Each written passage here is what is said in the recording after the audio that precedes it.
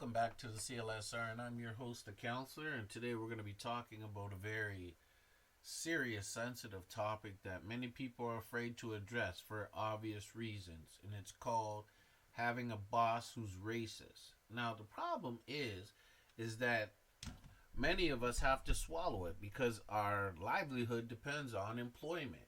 So we have a tendency to listen to people who are superior or in superior positions, not superior to us, but are in superior positions. It could be your manager, your supervisor, and unfortunately, these people have they're human, so they have their points of view. And if you hear people making racist comments, generally you could say something about it. But when they're in the power position, that puts you at a disadvantage, and many of us are afraid to address it because we know there are consequences. They might not be direct consequences, but there are consequences. So if you try to address a boss who is racist, then you have to. It's a slippery slope. You got to be careful, and a lot of people don't know how to do it or if they should do it at all.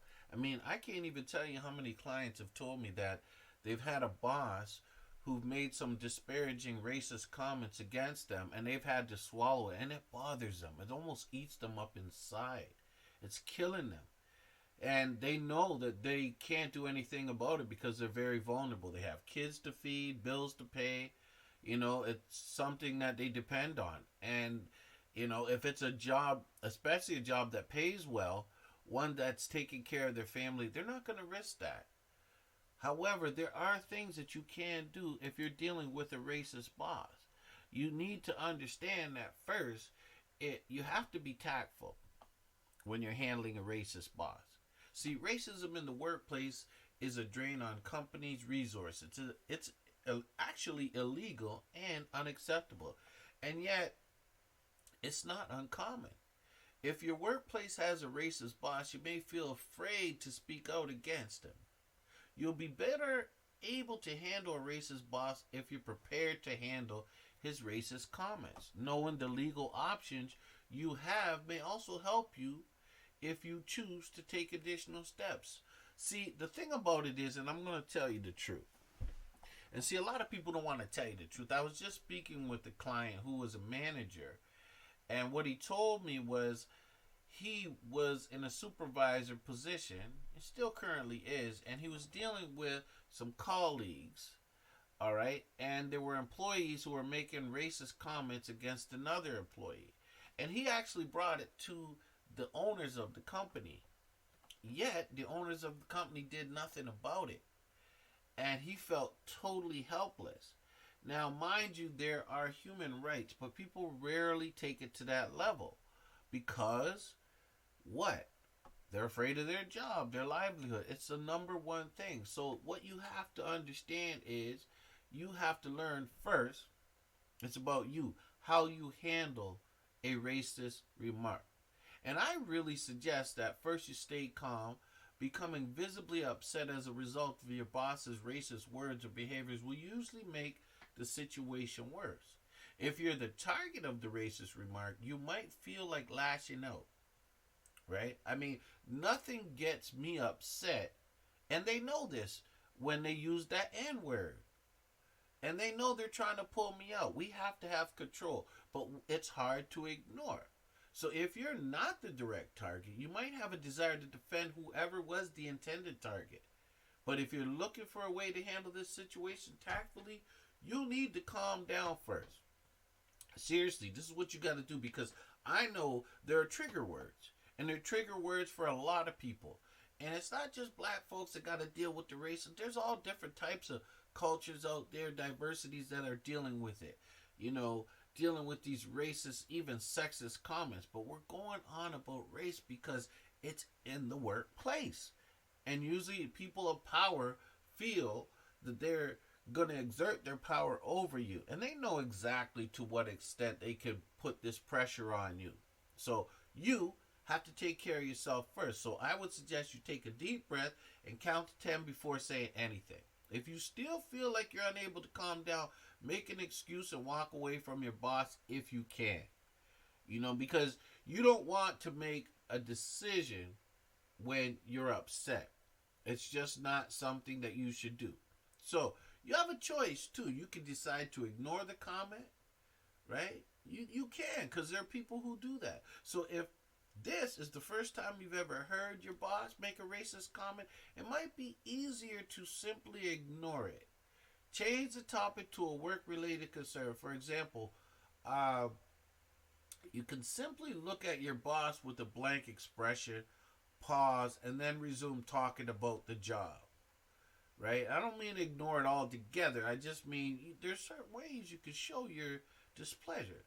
Like, there's a chance he'll get the message that his humor or comment wasn't appreciated without you having to say something, right? Give him that pause. Give him that look. And you get that look when people make certain comments. Give them that look. But be intense about it. It's almost like you're saying something without saying something. See, a lot of people, they open their mouths and they give themselves away. But when you look at people a certain way, trust me, that nonverbal communication is very powerful.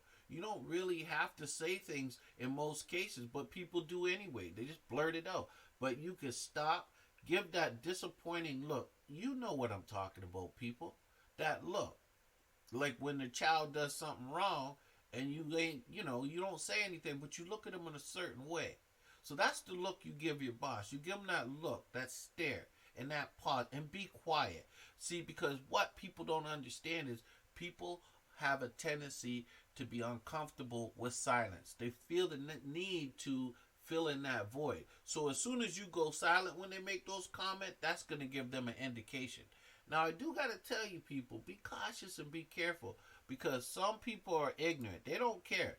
They feel you might feel the same way, especially if they're talking about someone else. So they're going to keep on regardless. So try to remember that it's not your responsibility to educate your workplace about racism. Your primary goal is to get your boss to stop making racist comments around you. But period, right? You want to make sure that you're not dealing with that fool, right? But you might have to call him out on his remark tactfully. See, if your boss persists in saying racist things around you, you may need to be more overt about your disapproval. You can do this tactfully as long as you're able to keep your cool. And when your boss says the offensive thing, look at him blankly and say something like, wow, or even like, wow, that was racist. Now, I'm serious. You got to do that sometimes. You got to live a life. Don't follow your statement with an explanation about how the statement was racist. Instead, redirect the conversation immediately back to a work topic. Make sure your attention is directed towards the remark rather than the person. Your boss is more likely to respond positively if told that his statement was racist than being told, wow, it sounds like you're a racist. Right? So right there is a difference. While the difference will probably be their reaction and how they respond. So you want to question why the statement was made. Asking your boss, why did you say that racist thing, may result in his recognition that his statement was inappropriate, or it might reveal a misunderstanding of your own. See, if your boss reiterates, otherwise repeats the statement with additional racist clarification, you'll have a better understanding of the situation. See, asking your boss to explain why he made that statement also allows you time to gather your thoughts and calm yourself. See, if there are other people present, you'll have more witnesses as well. Now, you could ask him to repeat himself. Asking him to repeat the racist remark highlights the fact that he said it in the first place and may make him feel ashamed without any overt accusations on your part. See, repeat the process as often as you need to so that you're making it clear that you're refusing to engage in racist conversation. Like, for example, after your boss says the racist thing, pretend that you didn't hear him. Say, excuse me? If he repeats it, you can pretend not to understand. I'm sorry, I don't get it. Eventually, he'll get the message that either you're asking him to explicitly explain his racist comment or that he should move on in the conversation, right? And I really suggest, see, this is one thing that the counselor always does. He says, please write it down. Even if this is the first time you've ever heard your boss use a racist statement, you want to keep track. Because if he's going to do it once, you know it's going to come back again. And when you hear it again, you can get record of it so that you got the details. So there's no lying and denying in this case. So write down exactly what was said, who was present, where you were, and the time and date. And I want you to be very specific. Now keep this in your private collection. You know what I mean? Don't leave it out where somebody could just pick it up and read it. Because if they find it, you could be out of a job.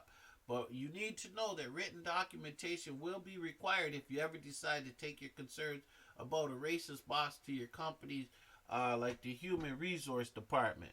Or if you have to go to human rights, right? Or if you need to consult a lawyer. Make sure to keep your written notes in a place where others don't find them. I can't even emphasize that enough.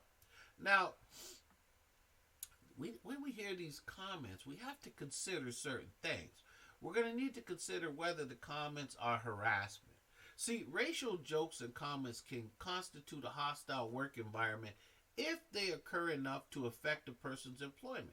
If these comments and jokes are pervasive enough that they interfere with an employee's ability to do their job, then this is an act of illegal job discrimination. Now, remember, discrimination, right, is treating you different than others.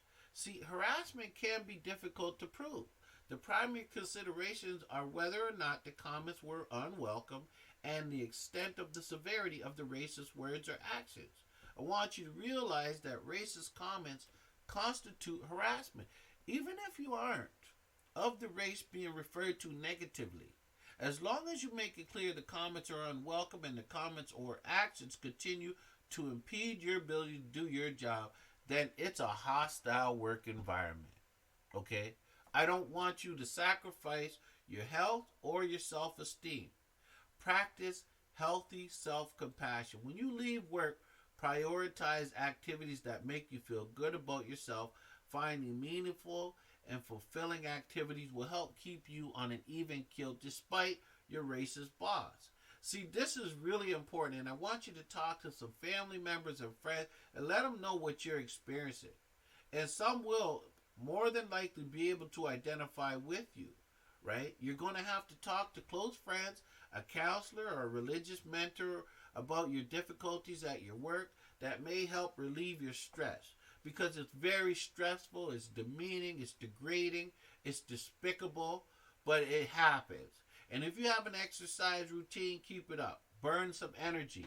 Get that frustration out of you. Exercise can help relieve your tension and stress. And if you don't have a current exercise practice, consider starting one. Get out there, do a walk, get your body moving. Start understanding that people, everything that goes in must come out. If somebody's putting stress on you, right, you have to get rid of it. You cannot let it build up or it's going to break you down. And sometimes we get to the point where we don't know how to get help. So what we do is we take it in. All right? So you can't do that. Some way, whether you verbalize it or exercise it, it has to come out. And you need to know that if you're going to deal with racist behaviors, you got to recognize racist actions at work. If your boss is racist, you may notice that he's treating people of color unfairly. And these actions might be direct, such as refusing someone employment because he wouldn't fit in, or indirect, such as insisting that employees have English as their native language. Now, remember that the workplace may have a genuine reason for the hiring policy. The racist action may or may not be directed towards you for your work to be effective. All right? So, you're going to have to ask your boss about his behavior. If you or someone else you feel is qualified has been repeatedly passed over for a promotion, ask your boss what you might do differently. For example, ask, I was surprised that it wasn't considered for that position since it seems to fit my skills and my experience. I'm interested in knowing what I might do to advance in this company. Don't ask in a confrontational manner that will put your boss in a defensive position, right? Because they will get their back up. Remember that this it is possible your boss doesn't recognize his own racism. I know that sounds crazy, but it's true. People like we don't even really want to talk about racism, especially here in Canada. They don't talk about it. It's out there, but oh no, they can't be. Every institution on this planet tries to deny that they're dealing with racism.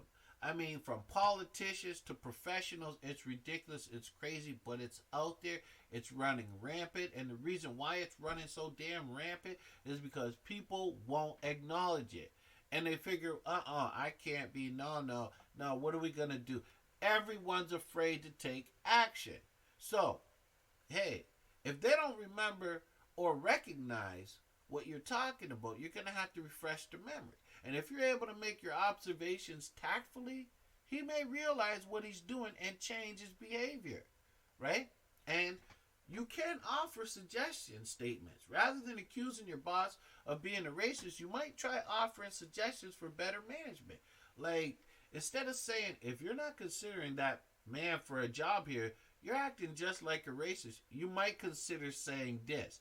I think it would help if we tried to cultivate a more diverse workplace. A statement format is both assertive and differential. Okay? Try to explain why you'd like to see changes so that you're focusing on making positive change rather than blaming your boss for his actions. Now, know that certain actions are worse than others. Certain incidents can result in immediate action. For example, physical threats based on race, hanging a noose in African American employees' locker or workspace, or using the N-word constitute harassment based on a single incident. See, I know in Toronto here in Canada, we got a problem here. If you've been paying attention to the media, you'll see that there's nooses on construction work sites.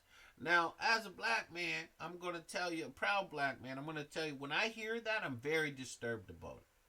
And I gotta tell you, what it shows me is there's a lot of jealousy. And what it also shows me is that maybe those construction workers that's a lot of times how they try. See, if you have a certain culture in construction, they try to divert maybe blacks away from getting those jobs or try to discourage them. So that they use these threats and they want to show how unwelcome they are. So these are the tactics and tricks. See, as black folks, we've been resilient for years, and we fall for barely any of this garbage. We know what it is, but the problem is, who's going to do something about it? We have to, and we're usually left to our own devices, okay? So you have to understand, when dealing with this, if this kind of behavior occurs in your workplace, you should report it immediately. Make sure to document this action, write down exactly what took place, including the time, date, location, and anyone else who observed it. See, you'll also be aware. Be aware that you have rights, right? And you're going to have to get some advice. If your boss's racist remarks start to affect your job performance, you'll need to find someone to talk to. Chances are there are others in your workplace who've had similar experiences with your boss. Ask them how they're handling his racist comments and what, if anything, that they can do about it. Make sure to do this discreetly. It's a good idea to meet up after work for drinks or coffee when you have this conversation. Make sure you can trust this person. Once your company is aware of the incident, that company is legally obligated to investigate. If you're not ready for a full investigation yet, you may want to wish to wait before speaking with your human resources department. Okay? Review the company's harassment policy. All of them. And a lot of this documentation is usually hidden. Yes, for very good, obvious reasons. They don't want strife in the workplace. They don't want you to bring up any negative action. They don't want to look at it because they want to try to tell themselves they don't really have a workplace problem. So a lot of these binders or documents are hidden away and you got to request them. And see, that could be anxiety for a lot of people just trying to request these binders for review. Because you know the first thing that the people at the workplace are going to say, well, why do you want to review the documentation? Well, I'm here to tell you, you can say because I want to. That's it. Because I want to. And whether they like it or not, and if they give excuses, oh, well, I'll look for them. You be consistent, persistent, and you go after. I've asked for those documents again and again, and I'm not getting them because a lot of them will try to play a game and act like they can't find them, or they'll try to, delete certain things. No, no, you bring exactly that document to HR, Human Rights Department, if you need to, and say, look, this is what I'm dealing with. This is their policy. What are my rights?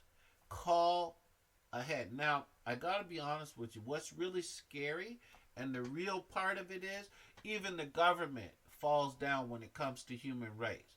Obviously, they're going to because they're in power, and unfortunately, they play this game where they can't do anything, or they're limited in their power, or they'll put it back on you and they'll say to you, oh, have you spoken to them? Meanwhile, you've spoken to them till you're blue in the face, but they'll push it back on you. They'll find ways to push it back, or they'll drag it on. Oh, we'll set a date, we'll meet, and it'll be months in advance. Like a lot of them, it's really disheartening. It really is. It's sad.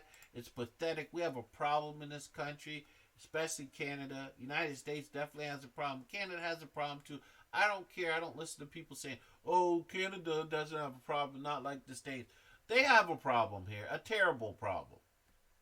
And it needs to be worked out. And the problem is the people in Canada, they're too complacent. They don't stand up for their own rights. They see injustices, and you know what? They don't stand up. And it's sad, it's pathetic, and I'm going to lay that out there because it's too complacent sometimes. And when they do step up to do something about it, it's usually some horrific act on some nation or some culture because they're grieving. And the reason why these people are out there going at these nationalities, going in there and killing people in their mosques and all that, is because the Canadian government does not do anything about it. So when these people have concerns, they don't deal with these people to let them know, no, they have rights like you do. You need to respect that. And those people don't like it, or they don't get their justification. So what do? There, man, we got problems here. We got the van killer. We got the guy that rode the van. He's up right now in court talking about how he's not guilty. Meanwhile, he ran people over on Yonge Street, killing people, disabling them. Just terrible acts. Then you got the people on the Danforth just going out there shooting people. It's people in Quebec out there. Like, it's ridiculous. We have a serious problem. So when I'm talking to people, my people here, I want you to realize that workplace, you got to try and do something about it. If it's in your immediate space, for sure, you got to deal with it somehow.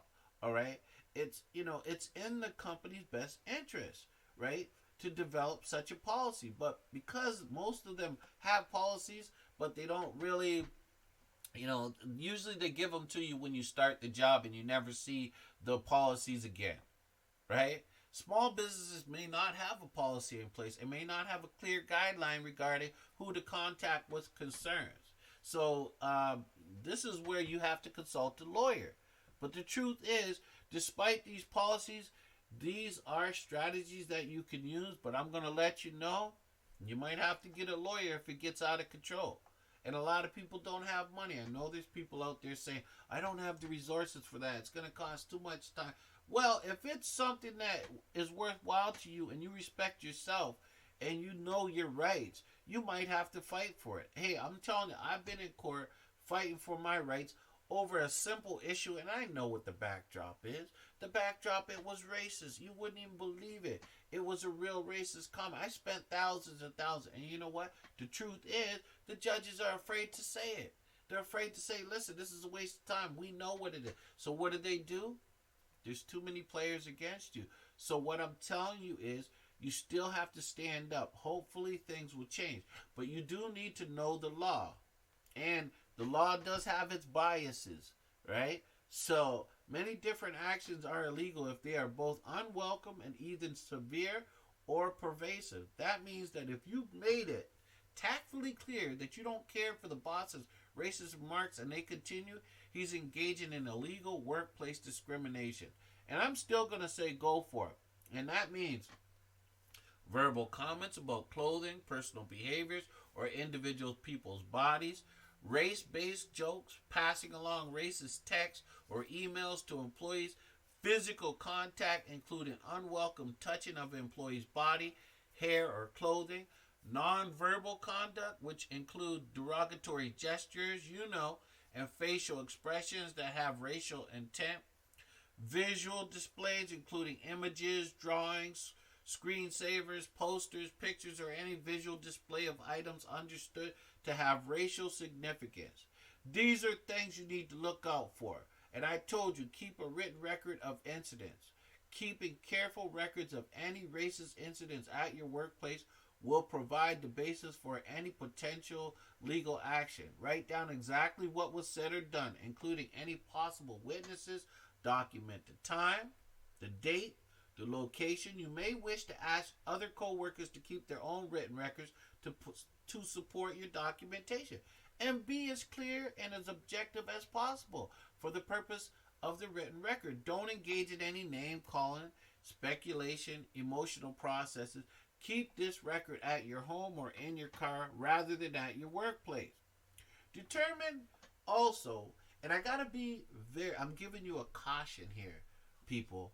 You're gonna have to determine if it's worth reporting your boss, because there are consequences. I don't want my listeners to go out there thinking that I'm just forcing them into a situation that, you've had enough. I want you to carefully think about it, because there are consequences. For every action, there's reaction. But I'm telling you, the world, sometimes you got to step up. You really do. You got to fight that fight. I don't care. If you've been injustice, it might not seem. Everybody's going to tell, oh, don't do this. This is going to happen. I'm telling you, fight for your right. But you do need to determine if it's worth reporting your boss. If you've told your boss tactfully that his racist behavior isn't appreciated and it persists, it might be time to take a more direct approach. See, if this is a job that you really love and you want to keep, it will be worth your while to try to affect a change in this racist environment of your job.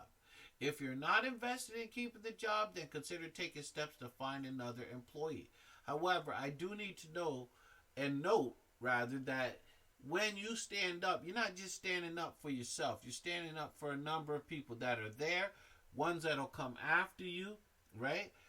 Those are the rights that they deserve. They deserve to be living and working in a racist-free environment, okay? Once you report your boss's behavior to the company is required to initiate an investigation into your complaint.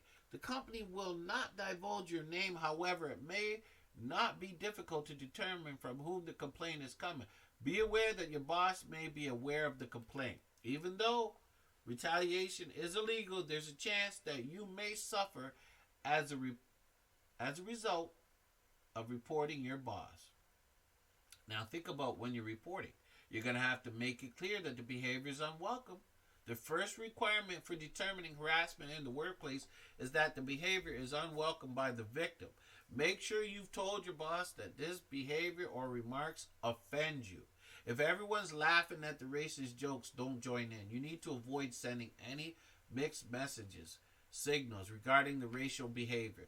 This communication can occur either verbally or in writing. Tell your boss about your concerns and when they'll be expecting it, right? Like during a one-on-one meeting, they'll be less receptive if you catch them off guard. Avoid making judgment about your boss's character or motives. Let them know you're going to want to have a meeting about it. You're very concerned about it. Report the harassment to your workplace. Depending on your company structure, you might report the behavior to your boss's supervisor, to the human resources department, or someone else within the company whose position it is to prevent harassment from occurring. You should report the harassment in writing and make sure to keep a dated copy of your written complaint in a safe place. Once your employee knows of the harassment, the company is legally obligated. They are legally obligated to investigate your complaint. If there's a specific process for complaints required by your workplace, you should follow the process directives as precisely as possible. Now, I told you this process is not going to be an easy one. It's going to be quite challenging for a lot of people, and there are a lot of things to consider when you're dealing with a racist boss, whether he's male, female, transgender, lesbian, LGBTQ. All I'm saying is anyone whether they're in a supervisory position or they're a colleague, you have rights. And you know what? You're going to have to fight for those rights. And too many people are suffering in silence. And I want to tell you that it's hard, but if you value your job and your health and your well-being and your self-respect, you're going to have to do something about it. And I'm just giving you the goods, the pros and the cons. However, it is up to you. And I want to say thank you to my listeners, because you need to be like the wise old bird and spread the word, because this is happening, people. It's happening, and too many people are afraid to step up for obvious reasons, especially during these times of uncertainty. You know, you get a job, especially during COVID-19, and you need that job, and you have a lot of responsibilities, and let's face it, the jobs are the foundation for a lot of us. However, they also can be a crippling thing for us, right? Whereas we're afraid to make moves because of this job. You cannot, and I repeat, you cannot negatively allow others to impact you in such a way that you cannot function properly, or you're not living your life the way you need to live it, especially in a democracy. So, I want to say thank you to my listeners, and it's been great, but take care of yourself, people. Please talk to people, spread the word, support your friends and family. Be empathetic, be a good listener, an attentive listener. Understand people have strife at work, and it does transfer to the home environment. So you want to make sure that if there are issues, you can support friends and get support yourself. The counselor is very big on going for counseling. Hey, it could be something that maintains it. It makes you sustainable in your workplace if you're talking to someone about these issues and they're helping you work your way through it. If you have to go through this process, then you might need support. Don't do it alone. Get some help. All right? Thank you. Take care of yourself.